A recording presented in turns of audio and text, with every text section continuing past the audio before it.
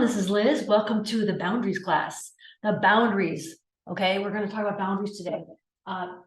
Boundaries are basically where you end and your responsibility ends and what you can ask of others in events and where other events and people begin. Now, in respect to coaching, you'll hear me say all the time that you should only have A+ relationships in your life, and that you should be willing to walk away from anything that doesn't serve you and does not grow you, serve you, make you happy. And I'm talking about a mature kind of happy, not just, oh, he's pissing me off today, I'm leaving him. But, it's and this idea that you should only think about what you want in life, right? It's a hard no to anything that doesn't serve you. But how do we do that? A lot of my clients are like, well, I'm married to that guy, I'm living with him, her, this, my mom, my brother, and Napoleon Hill talks about this, Anthony Robbins talks about this, Martha Beck talks about this, that idea that you may be leaving your tribe, but how do you do it gently, or do you have to do anything? Some clients have talked to me like, well, I'm going to go home and tell him I'm leaving. And I'm just going to say that I will say that if you work this process that I'm teaching you, you'll eventually find that things will gradually begin to part. You don't have to say, well, I'm not hanging out with you anymore because you don't vibe with me anymore and I'm better, or anything like that. You don't have to be ugly, mean, short, snarky, or anything like that. I'm simply saying, as you raise your vibration, you'll find things changing, and it may be sticky, it may be challenging. Relationships are very challenging. I call them, there's just one of the most challenging things humans do is relate with each other, for sure, right? So it's not necessarily not messy. It's not necessarily smooth and straightforward, right? I often teach relationships like they're flow charts, right? You get to have an ask. Someone gets to say yes, no, maybe, or not answer. They get to have an adult response unless you're guardian over them, or unless you're in the military and you're a commander telling you what to do, right? There's ways to handle those toxic things too. But anyway, you get to have relationships are a flow chart, but they're really complicated because then you get to have a response. He said yes, no, maybe, he didn't answer. Would you take out the trash, do the kitchen? Would you do this? Would you please not flirt with her? Whatever. So then you have a tricky response of what to do about that, right? But as you move toward a self-image and the vibration of only accepting A+ relationships, it's a hard no to anything that doesn't serve you, you'll begin to, number one, get that the inspiration on what to kind of do about that. You'll find that these people begin to leave your life. But there's some psychological hints. I have some notes here, some psychological hints I can give you, like becoming a gray rock, it's called, or something called fogging, that psychologists and counselors talk about. So I would suggest, as you're working with people and you're changing, be kind and gentle and compassionate and as kind as possible and neutral as possible. So I'm not going to, in case you ever watch this, I'm not going to say, but I have a person in my life that can't really exit from my life. I'm related to them. And this person isn't always nice to me. And so I've had to put this person in, as I said, the penalty box for a long time. So this person will begin to sort of jump ugly with me, still for like 50 years, jump ugly with me. And I'll say, hey, so-and-so, please don't call me that. Don't call me that name. And I try to be very calm. It isn't always easy. And this technique is called fogging.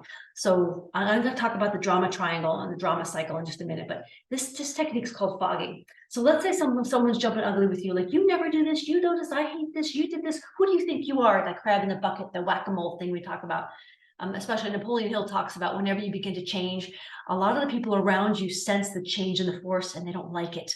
And they want to bring you back down where they are. They want to make sure you're just as successful or unsuccessful as they are. They want to bring you back down to the tribe. They kind of feel threatened. And there's this commonality of the tribal mores that they want you to just pull you back down. Like, don't be successful or more better. Who do you think you are? I mean, how often have we heard that, right? So how do you handle that? I try to do this fogging situation where I will say, let's say it's your aunt. You're going to visit your aunt, and your aunt lives with your mom. And every time you see your aunt's giving you trouble. Who do you think you are when you do that coaching thing? Who do you think when you start a business? Who are you to start a business? Or who are you to coach? Or who do you to be successful? We've always done things this way. You can say, hey, Aunt Mabel, I love you very much. I got to go. And you simply neutrally move and shift out of there. You might hear some excuses. You might say, hey, I've got another call coming in. I've got to head out. I'm going to bed now. And you just calmly kiss her on top of the head, or just say, hey, Aunt Mabel, this has been great. I got to go. I'll talk to you soon. And you just leave. And they'll yell at you on the way out the door, but you don't engage. Now, one of my teachers, Alberto Villoldo, always said, you can always jump in and play for sport. So if you go home for Thanksgiving and Uncle Bob saying, always accusing you of burning the green bean salad or something like that, you know, you can jump in for sport and fight with them. It feels good, only if you're coming from the space of knowing that you're being invited into this game. But you don't have to enter in if you don't want to. And like I said, I'm not saying these things are going to be easy, but and then let's talk about another issue I want to bring up, which is our boundaries. A couple of good resources. If you're Christian flavored at all, Cloud and Townsend are the boundary guys, overtly Christian work, and they have boundaries with kids, boundaries with pets, probably by now, boundaries with everything. But a very, very good book. This is the book. It's a little bit drudgery because it's just overtly biblical and it just doesn't always jive with me these days, but really, really good start. Another good book is Don Miguel Ruiz's The Four Agreements.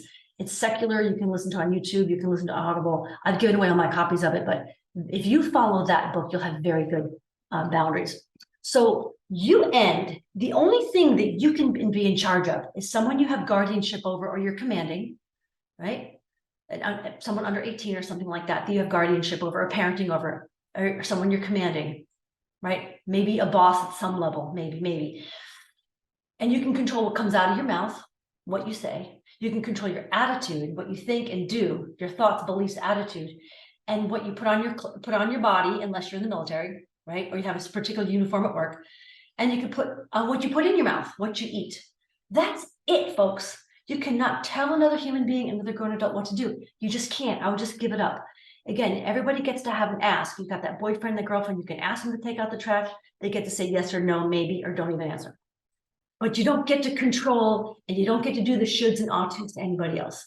You can only control what goes in your mouth, what goes out of your mouth, sometimes what you put on your body, and your attitudes, thoughts, and beliefs, and what you say. You have some control over that, usually, right? Obviously, if you're in the military or the command or something like that, you don't have all those. Sometimes you're not told, you don't even get a right to what you're going to eat. You get what's in the mermite. You get what's in the bin, in the DFAC or whatever. But anyway, that's the only thing you can control is yourself. Really, you can't control the weather. So I just recommend in my coaching, you'll hear me say, if you're pissed off at something out there or in another country, go ahead and be pissed off, but understand you're just leaking your own energy and you're just wasting your own energy. I would suggest taking that righteous anger or annoyance and put it towards something good. Do you want to start a foundation that takes care of this or that? Do you want to donate money? Do you want to go run for politics? Change something? I don't know. But you can sit around and be angry, but just be aware it might be a waste of your energy. Makes sense. So I say, just don't leak energy like that. Put it towards something useful. Put it toward, starting a company, doing the right things yourself, working on yourself, personal development, things like that. Makes sense. Let me take a look at my notes. Yeah, so I want to talk about the drama triangle. Some people call it the drama cycle. Most of us don't ever learn how to emotionally relate with each other at all, not one little bit. So when you don't, you'll find in your families of origin and your friendships in high school that someone's always playing the role, often playing the role of the bully, someone's playing the role of the victim, and someone's playing the role of the rescuer. And they have different names. The bully could be the perpetrator, the evil guy, the bad guy, the bully. The victim is usually the victim, something that's done something to, and then the rescuer. And you'll find that family systems, people are in these roles. Like my mom, for example, will play one role with me and her boyfriend will play another role and I'll be in a role, right? And you'll find also, if you look at it carefully, that we've all been in all these roles. There's places in our lives where we're asked to be the rescuer and come in and save something. And that's why we get it. Like for me, I'm in these helper roles. I've been a pastor and a chaplain and a coach and a healer because I want to be a rescuer, right? There's good and bad sides. These are or challenging or less or useful or less useful aspects to these, right? And then but the rescuer can be, the helper, whatever. Now, when you look at these roles, if you're not paying attention to your relationships, you often slip into these. And this is where Alberto Villoldo will say, jump into these with sports. If you want to fight with Uncle Bob over the green beans, and he's the victim because the green beans are terrible, and you're the bad guy, and now you feel like the victim because he just yelled at you and you want to have a fight over things, and you're enjoying it, by all means, but just know what you're doing, that you're jumping in for sport. But you can also say, yeah, I always do it that way. Oh, well. So, but if you're not aware, you'll just jump into those patterns, but you can back out of them. I'm going to tell you how to do that. So, and it's really great to begin to move those relationships where when in a lot of my personal work, or a lot of my work with others, I'm working with victims to have them become creators, move them out of that victim mindset so they can begin to create their own world. Okay. And then work with the rescuers to say, well, look, you don't need to rescue somebody. You can come alongside and coach, right? And then the perpetrator, we just want to stop them, move away from them, get them ready, or get them in jail, or move away, or get out. There's always secondary gains in these roles. So for example, when I do a workshop, I'll have people stand up and say, think of a time when you were the rescuer. What did that do for you? Well, the rescuer feels good. They feel like they're right. They feel like they can help. They feel useful, right? They feel worthy of being able to help. And maybe they feel like they're paying someone back, right? There's a secondary gain to wanting to be in the rescue role. But what about the victim? The victim has a secondary gain of not having to take responsibility, getting sympathy, getting money, getting free stuff, not having to take responsibility for their lives. I'm not into being a victim at all. I'm always pushing against it. There's times, of course, where we're in these roles, right? If you're laying on the pavement and just been in an accident, you are a victim. Let people take care of you. You know what I'm saying? And then the bully, you know, probably lacks confidence at some level and is trying to have power and control to find him herself approved and to feel better about themselves. Never a good place to be. But there's always secondary gains. And if you're aware of the secondary gains and you're aware of where you fall in these relationships, you can figure that out. And earlier I was talking about fogging, which is where you can decide to not play the game and begin to fog and move out of the situation. I will tell you that when you try to get out of these boundary drama cycle situations, your family or your people will often fight and act up first. Like their behavior gets worse before it gets better. It's like leaving a narcissist. It gets worse before it gets better. But if you keep pushing with neutral, calm, kindness, but yet firmness with your boundaries, they'll give up on you because they're missing the actor in their play. They want someone to be the victim and the perpetrator, right? And someone to be the rescuer. So that's when you speak neutrally, like, Mom, don't call me that. Don't call me those names. I'm going to have to go. Love you. Bye. And you just put them in the penalty box. You just, you know, so I do it with a particular relationships in my life where people are ugly to me. I'll say, hey, you know, don't call me that, please. Well, I'm not going to call you whatever I want. I go, hey, I love you. I'll talk to you soon. Bye. And then I wait a month to talk to them again. And then I call them in a month, they do it again. I wait 2 months, do it again. Wait 4 months. I'll wait a year. I just don't allow anyone, no one gets to call me the B word or the C word, right? Just ain't happening. So anyway, but I recommend that you know, if you want to back out of that cycle, to not jump in for the fight. You're always free to. And again, these things aren't easy, but if you stand your ground, make your case, right? They're going to get pissed at first, but then they'll eventually find another actor for their play. And then you can engage your friendships and your family as you see fit. Again, not saying it's easy, but please only move toward only accepting A+ relationships in your life. Only be with people that serve you, grow you, help you, love you, support you, you know, are for your best and highest good.